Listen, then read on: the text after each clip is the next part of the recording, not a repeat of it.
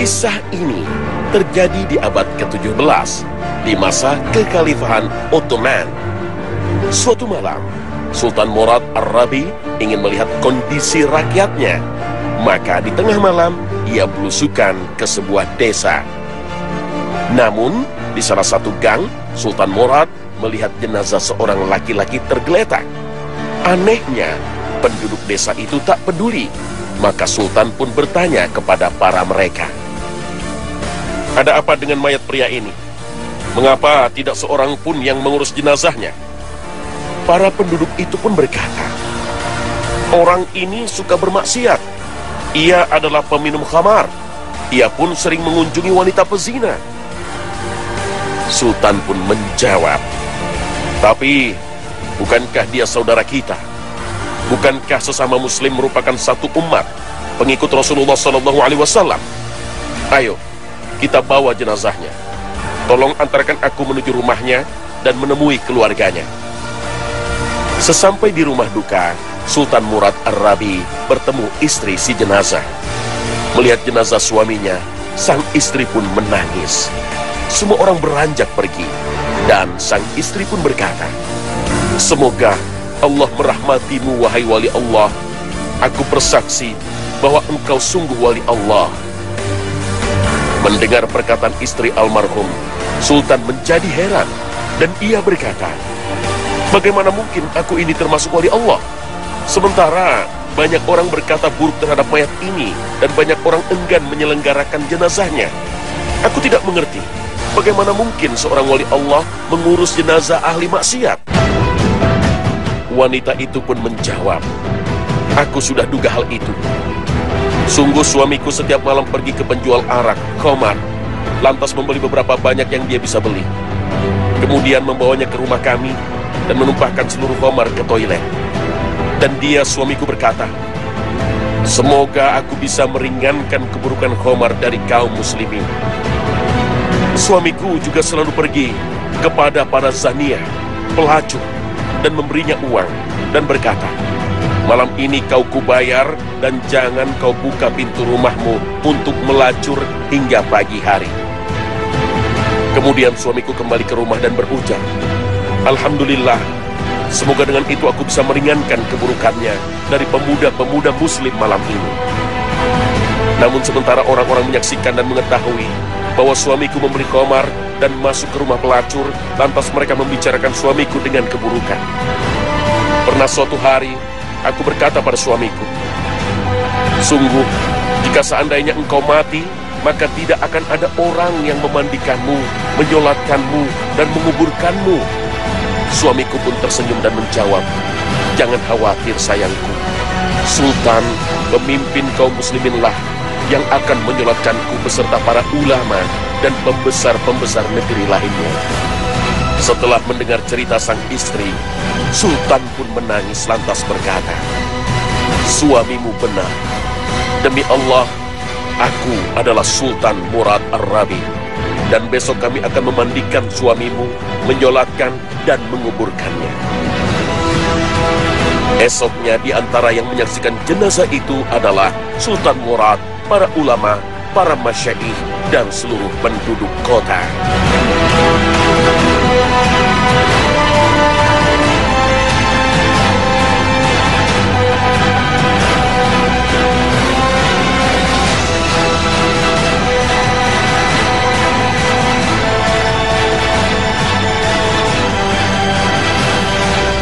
Assalamualaikum warahmatullahi wabarakatuh. Selamat pagi pemirsa. Khazanah Ensiklopedia Islam Dunia kembali hadir untuk saling berwasiat dalam kebajikan. Semoga Allah Subhanahu wa Ta'ala senantiasa menjaga kita dalam amal baik dan kita dijauhkan dari amal yang sia-sia. Pemirsa, khamar adalah sebuah cairan memabukkan, dan Allah Ta'ala, Rabb yang maha pengatur lagi maha kuasa, telah melarang hambanya yang beriman untuk meminumnya. Hai orang-orang yang beriman, sesungguhnya meminum khamar, berjudi, berkorban untuk berhala, mengundi nasib dengan anak panah, adalah termasuk perbuatan syaitan. Maka jauhilah perbuatan-perbuatan itu agar kamu mendapat keberuntungan. Al-Quran Surah Al-Ma'idah ayat 90. Pemirsa, ayat ini turun terkait dengan kondisi para kabilah di Jazirah Arab yang masih jahil. Pria-pria pemimpin kabilah biasa meminum khamar hingga mabuk. Saat mabuk, mereka kehilangan kontrol diri, sehingga secara tidak sadar mereka bercanda hingga melebihi batas, berjudi dan berzina. Saat pengaruh khamar hilang, mereka tersadar bahwa perbuatan yang melewati batas itu mempermalukan diri mereka. Rupanya, efek mabuk dari khamar ini masih saja terjadi hingga sekarang. Ketika sekelompok orang mabuk, maka kesadaran sangat rendah dan cenderung memalukan dirinya sendiri. Bahkan, perkelahian antar kelompok, RT, RW, atau sekolahan sering terjadi karena akibat alkohol. Sesungguhnya setan itu bermaksud hendak menimbulkan permusuhan dan kebencian di antara kamu lantaran meminum khamar dan berjudi itu, dan menghalangi kamu dari mengingat Allah dan sembahyang. Maka berhentilah kamu dari mengerjakan pekerjaan itu. Al-Quran Surah Al-Ma'idah ayat 91. Selanjutnya, orang yang mabuk akan sangat jauh dari mengingat Allah. Bahkan dengan tegas, Allah memberikan larangan bagi setiap orang yang meminum alkohol. Hai orang-orang yang beriman, janganlah kamu sholat sedang kamu dalam keadaan mabuk, sehingga kamu mengerti apa yang kamu ucapkan. Al-Quran Surah An-Nisa ayat 43. Itulah ayat yang menjadi landasan dalam syariat Islam, bahwa Allah Subhanahu wa Ta'ala tidak akan menerima sholat seseorang yang meminum alkohol, walaupun hanya setetes. Khamar itu induk segala keburukan. Barang siapa yang meminumnya, maka Allah tidak akan menerima sholatnya selama 40 hari.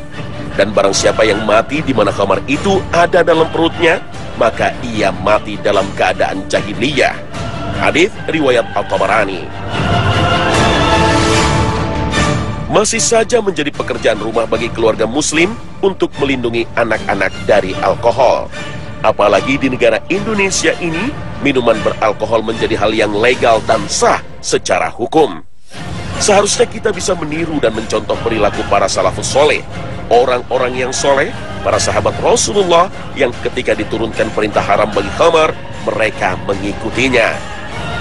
Diriwayatkan, setelah turun ayat yang sangat tegas ini, mereka berkata, "Ya Tuhan kami berhenti dari minum khamar dan berjudi." Hadis riwayat Ahmad. Khamar meski menjadi cairan haram di dunia, ternyata menjadi minuman penduduk surga. Hal ini tercantum dalam surah As-Saffat ayat ke-45 hingga 47.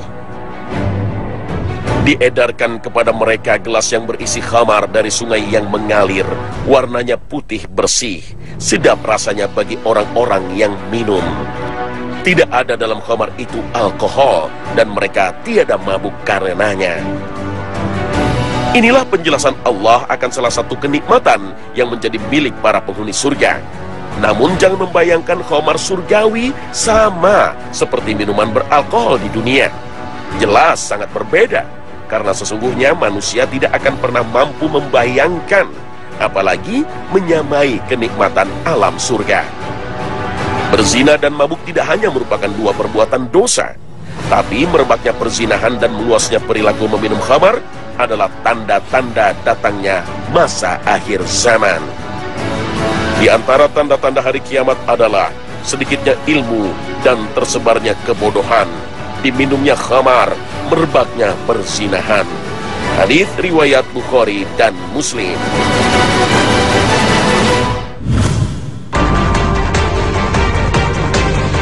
Dalam hadis riwayat Bukhari dan Muslim, Rasulullah SAW bersabda, "Ada 3 orang dari golongan orang-orang sebelummu sama berangkat bepergian, sehingga terpaksalah untuk menempati sebuah gua guna bermalam. Kemudian mereka pun memasukinya. Tiba-tiba jatuhlah sebuah batu besar dari gunung, lalu menutup gua itu atas mereka. Mereka berkata, bahwasanya tidak ada yang dapat menyelamatkan engkau semua dari batu besar ini, melainkan jikalau engkau semua berdoa kepada Allah Ta'ala dengan menyebutkan perbuatanmu yang baik-baik. Seorang dari mereka itu berkata, "Ya Allah, saya mempunyai 2 orang tua yang sudah tua renta serta lanjut usianya, dan saya tidak pernah memberi minum kepada siapapun sebelum keduanya minum, baik kepada keluarga ataupun hamba sahaya. Kemudian pada suatu hari, amat jauhlah saya mencari daun-daunan untuk makanan ternak. Saya belum lagi pulang pada kedua orang tua itu sampai mereka tertidur. Selanjutnya saya pun terus memerah minuman untuk keduanya, dan keduanya saya temui telah tidur. Saya enggan untuk membangunkan mereka atau memberikan minuman kepada seseorang sebelum keduanya, baik pada keluarga atau hamba sahaya. Seterusnya saya tetap dalam keadaan menantikan mereka bangun, terus-menerus, dan gelas itu tetap pula di tangan saya, sehingga fajar pun menyingsinglah. Anak-anak kecil sama menangis karena kelaparan, dan mereka ini ada di dekat kedua kaki saya. Selanjutnya setelah keduanya bangun, lalu mereka minum minumannya. Ya Allah, jikalau saya mengerjakan yang sedemikian itu dengan niat benar-benar mengharapkan keridhaan-Mu, maka lapangkanlah kesukaran yang sedang kita hadapi dari batu besar yang menutup ini." Batu besar itu tiba-tiba membuka sedikit, tetapi mereka belum lagi dapat keluar dari gua. Orang yang lain berkata, "Ya Allah, sesungguhnya saya mempunyai seorang sepupu wanita yang merupakan orang yang tercinta bagiku dari sekalian manusia. Saya mencintainya sebagai kecintaan orang-orang lelaki yang amat sangat kepada wanita. Kemudian saya menginginkan dirinya, tetapi ia menolak kehendakku itu. Sehingga pada suatu tahun ia memperoleh kesukaran. Dia pun mendatangi tempatku, lalu saya memberikan 120 dinar padanya, dengan syarat ia suka menyendiri antara tubuhnya dan antara tubuhku. Ia berjanji sedemikian itu. Setelah saya dapat duduk di antara kedua kakinya, sepupuku itu lalu berkata, 'Takutlah engkau pada Allah, dan jangan melenyapkan kegadisanku ini, melainkan dengan haknya, yakni dengan perkawinan yang sah.' Lalu saya pun meninggalkannya. Sedangkan ia adalah yang amat tercinta bagiku dari seluruh manusia, dan emas yang saya berikan itu saya biarkan dimilikinya. Ya Allah, jikalau saya mengerjakan yang sedemikian itu dengan niat untuk mengharapkan keridhaan-Mu, maka lapangkanlah kesukaran yang sedang kita hadapi ini." Batu besar itu kemudian membuka lagi, hanya saja mereka masih juga belum dapat keluar dari dalamnya. Orang yang ketiga lalu berkata, "Ya Allah, saya mengupah beberapa kaum buruh dan semuanya telah kuberikan upahnya masing-masing, kecuali seorang lelaki yang meninggalkan upahnya dan terus pergi. Upahnya itu saya perkembangkan sehingga bertambah banyaklah hartanya tadi. Sesudah beberapa waktu suatu hari, ia mendatangi saya, kemudian berkata, 'Hai hamba Allah, tunaikanlah sekarang upahku yang dulu itu.' Saya berkata, 'Semua yang engkau lihat ini adalah berasal dari hasil upahmu itu, baik yang berupa unta, lembu, dan kambing, dan juga hamba sahaya.' Dia berkata, 'Hai hamba Allah, janganlah engkau memperolok-olokkan aku.' Saya menjawab, 'Saya tidak memperolok-olokkan engkau.' Kemudian orang itu pun mengambil segala yang dimilikinya, semua digiring dan tidak seekor pun yang ditinggalkan. Ya Allah, jikalau saya mengerjakan yang sedemikian ini dengan niat mengharapkan keridhaan-Mu, maka lapangkanlah kita dari kesukaran yang sedang kita hadapi ini." Batu besar itu lalu membuka lagi, dan mereka pun keluar dari gua itu.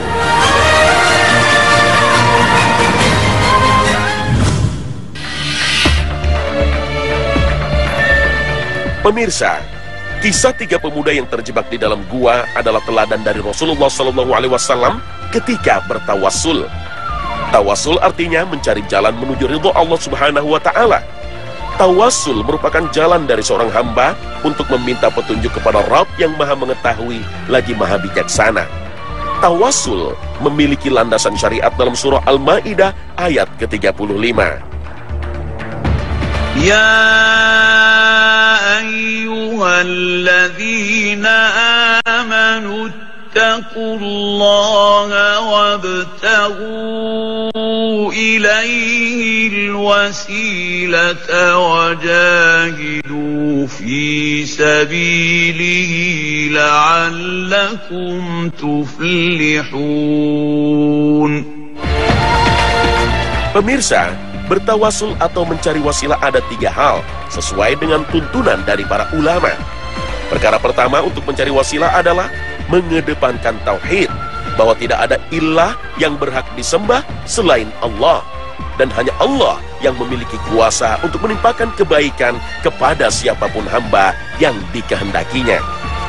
Maka mohonlah wasilah kepada Allah, bukan kepada hal-hal yang menjurus pada syirik.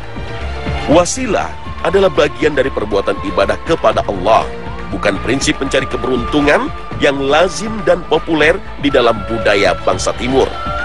Mari kita mengharap wasilah dari Allah dengan cara berdoa, seperti yang Nabi SAW ajarkan.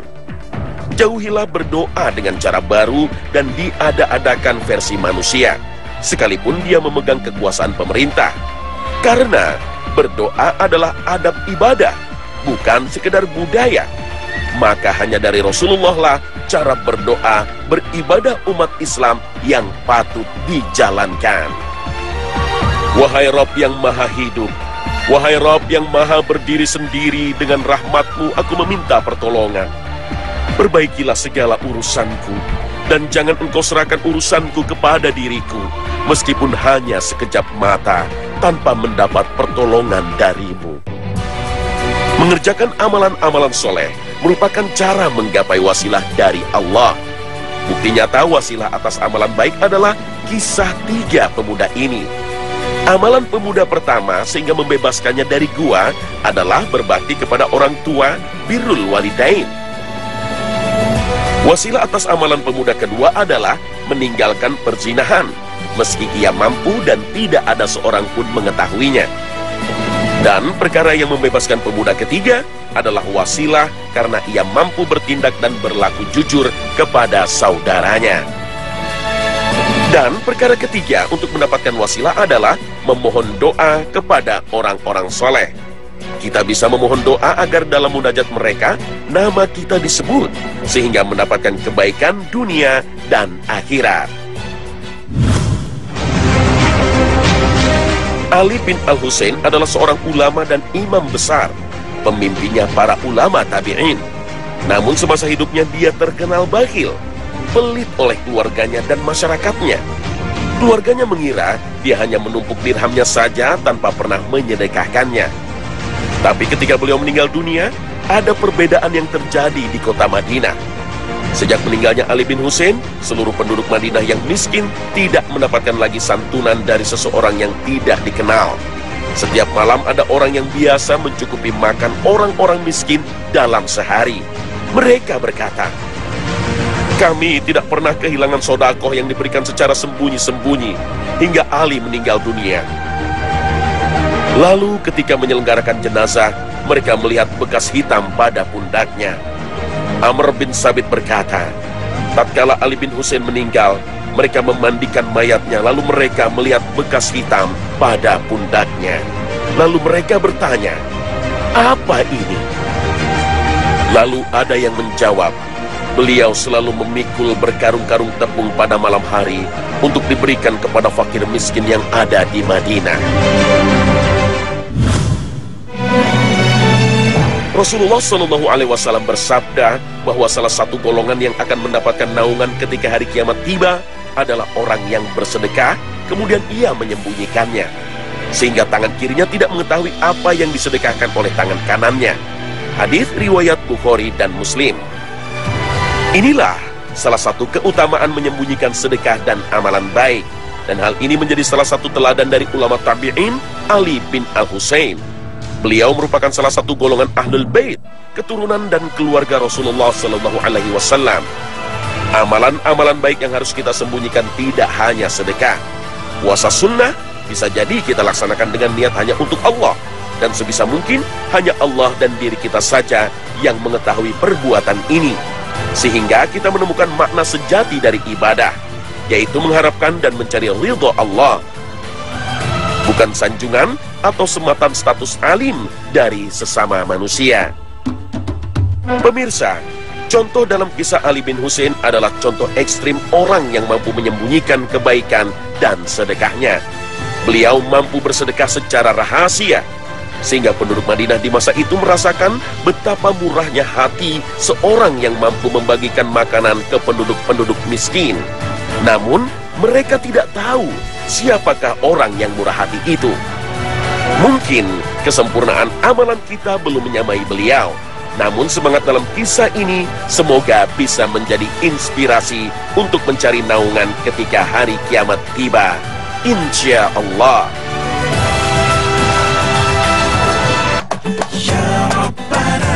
Nah pemirsa, inilah akhir kebersamaan kami. Semoga tayangan kami hari ini mampu melengkapi wawasan Islami Anda, sehingga jalan kehidupan Anda sesuai dengan prinsip Al-Quran dan Hadis menjadi semakin terang. Akhir kata, wassalamualaikum warahmatullahi wabarakatuh. Ya Rabbana.